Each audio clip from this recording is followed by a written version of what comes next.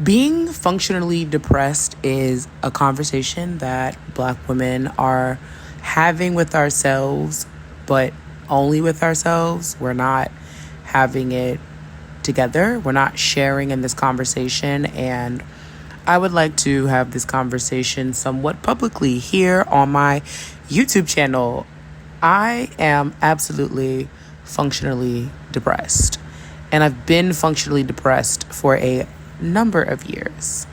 I can pinpoint the moment where I realized is not the language I want to use. I can pinpoint the moment where I understood that I was functionally depressive and I was operating from that space.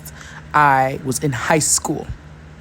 It was my sophomore year of high school. I attended boarding school, co-ed boarding school, and it was my first time being the only Black person in the room for many instances. And growing up in New York City, being born and raised in New York City, and currently living in New York City, whenever I think back to my high school experience, I always hear the word depressed in my mind, because that is the place where I realized I was losing my joy. Like, I was trying to remain a really happy child, because teenagers are children. I was trying to remain a really happy child. I've always loved school. I've always loved learning, even though I struggled with math. Always. I've never been good at math. I don't know.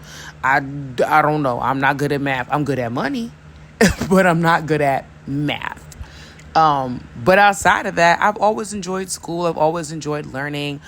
I never had an issue going to school. I loved going to school. When I had to miss class, I was upset. Like, I liked school. So high school was a turning point for me. That was the first time I didn't like school. I wasn't excited to go to class. I was not enjoying myself. And my sophomore year is when things got really serious for me in high school with my experiences of anti-Blackness. And I was depressed. That was the first time I even had someone tell me I was depressed, due to a number of incidents that I actually cannot talk about.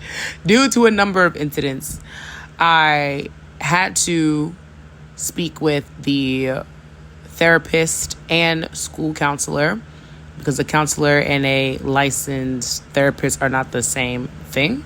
And then I had to see a psychologist. And all three of those things are not the same. Oh, as well as a mental health advisor. So 4 different things pertaining to my mental health I was required to speak with pretty much almost every other week. And after maybe 4 or 5 sessions, the therapist asked me if I knew anything about depression, if I ever heard the word depression and things like that. And I said, yeah, I think I have an understanding of what it means to be depressed. And as she went into more detail about how being depressed is more than just an emotional state of being, but the chemistry of your brain actually changes as a response to traumatic experiences, as a form of protection, right? Like, your mind is trying to protect you. Depression, this is going to sound really interesting. Depression is a form of self-love. And this is a concept that I've been working on in my mind for a while, because when you say it, it sounds crazy, because depression can be this really debilitating thing. It can also be you getting up every day, going to work, and everything to everyone else seems totally fine. But every single day when you get up to go about your life, you have such an apathy towards everything going on. Like, you genuinely do not care. It doesn't matter to you. I mean, you truly could not care less if you had bacon or potatoes. You don't care. You really don't care. You don't care if you go into the office and, I don't know, the sprinklers turn on and everything shuts down. It doesn't matter. You're not concerned. You don't care if you walk into the office and they tell you you're fired. You're like, okay. What? So what? Like, you have an apathy. You are apathetic towards everything. Like, everything. You have maybe a very select few things in your life that you have any true concern towards and or for. But like maybe 90% of everything else, you're apathetic. Like, it's like, whatever. And so when she explained to me that depression is not just an emotional state, right? My mind was reacting to numerous traumatic events. And the only thing that my mind could figure out to do was to compartmentalize those things in a way that, though trying to protect me, is also dangerous, because it was causing me to be so apathetic that I wasn't caring for myself, or I was lashing out. And when I understood that, I mean, okay, I understood it, but it didn't really change anything for me. I was like, okay, like, I get what you're saying, lady. Like, theoretically, I understand you. And right now, I still don't care. You see where I'm going? Like, I still didn't care. But since that moment, that was what, a 15-year-old me? 12 years later, I'm 27. And I still feel the same apathy, if not an even more intensified apathy, towards so much going on around me and in my own life, because I'm functionally depressed. And I think I'm only now just starting to get that my mind is just not the same anymore, and it hasn't been for more than a decade. When you experience certain traumatic events, right, it really does change you. I really don't think that people really understand how damaging anti-blackness is and how that makes you move in your life. I've accomplished a lot of things. I've done a lot of things. I'm very proud of myself for keeping myself here on this planet. And with all that being said, I don't really get much fulfillment from any of it. I will admit right now, the only things that I really truly care about in this life is my health and safety and my grandfather's health and safety, because I am his full-time caretaker.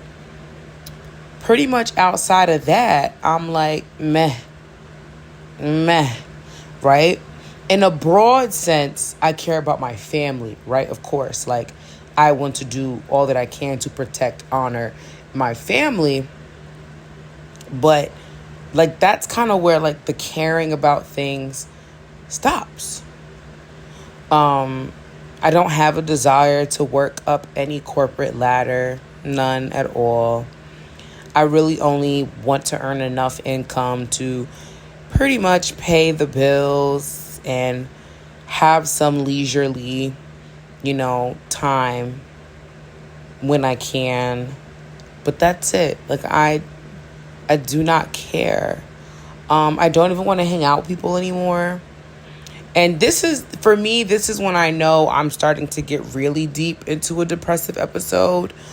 I've had really bad depressive episodes before where I wouldn't leave my room. I wouldn't leave my dorm room in college, or I wouldn't leave my apartment for days, sometimes weeks on end. And I'm a crafty girl. That's why I was an English major. I know how to use language. So I was always able to get myself accommodation so I could do things virtually as much as possible until I was out of my depressive episode and was ready to, like, rejoin society. But I feel and I haven't really felt like this in a minute, which is why I know, like, I need to, like, yap. I need to talk. If you're new to my channel, welcome. I am a yapper, which is why I'm calling this series Real Yappers Unite.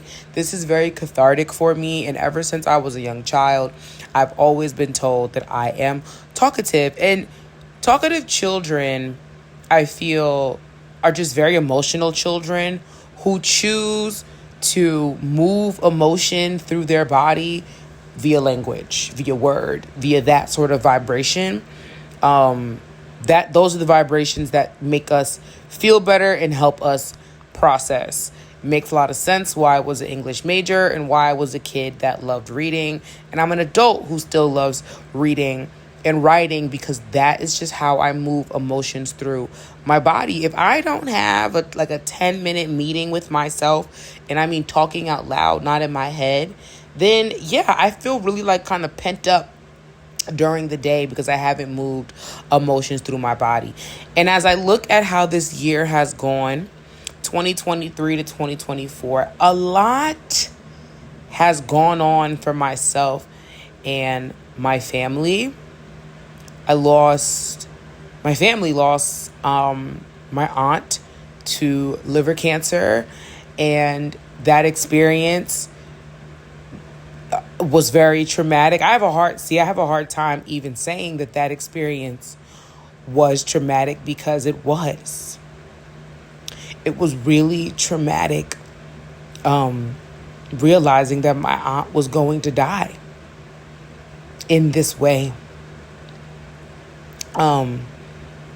Yeah, there's more there, but that's all that I want to say right now. And so that's a lot. We've welcomed new babies into the family. My little cousin has had a baby. My big cousin and his wife are expecting a baby, and his wife's sister just had a baby. So those are really wonderful, jubilant things, but still, transformative things for a family to experience. But then my great uncle is also not doing super well. He's gotten better, but it's kind of a back and forth sort of thing, and that's been difficult on our family. And my mother also is having her own experiences that are traumatizing, to say the least. And I'm being depended upon emotionally, financially, just in a lot of ways. And I'm trying to cope. And I realize I've been really quiet. To myself. I haven't yapped. I haven't talked. I haven't written. I haven't shared in a really long time, because I've just been surviving. Just been surviving. Ever since I graduated from college, there's just been a series of events that, for me and the way that I move through things, I've just had to be head down, focused, get through it day by day. But I've now reached the point where day by day is not good enough anymore. She's going deeper into her depression. She's going deeper into her depression, and I want to combat that. I want to not go deeper into my depression. I want to really lift myself out of that. And I know that the one thing I know how to do was talk. And I know that by just talking, I will begin to move that spirit of depression out of myself. And I encourage everyone to do it, because functionally depressive Black women are real, and we don't have to have this conversation quietly. Depression is an act of self-love, even if people don't view it that way. People who are not depressive and don't experience depressive episodes, I understand why you wouldn't understand how depression could be an act of self-love. My mind is doing its very best. My brain is doing its very best. My brain, it just wants to keep me here right? It wants to function. It wants me to get up every day, and it wants me to feed myself, and it wants me to bathe, and it wants me to go outside and feel the sun and touch grass. My brain wants me to do things because my brain knows that I want to still do things. But there's a trade-off there, right? My brain knows that I still want to do stuff, and my brain also knows I can't think about everything else because I can't process that right now. Or the way that I would probably choose to process it wouldn't be the best for me, right? It wouldn't be the safest way.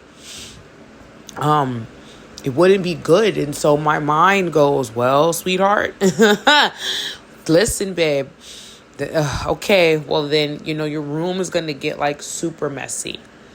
And you might actually forget to eat more than once today. But you're gonna eat at least once, okay? Because you got to feed yourself, and you're going to drink some water. But you're not going to eat as much as you're supposed to eat. But we're going to make sure you eat at least one time.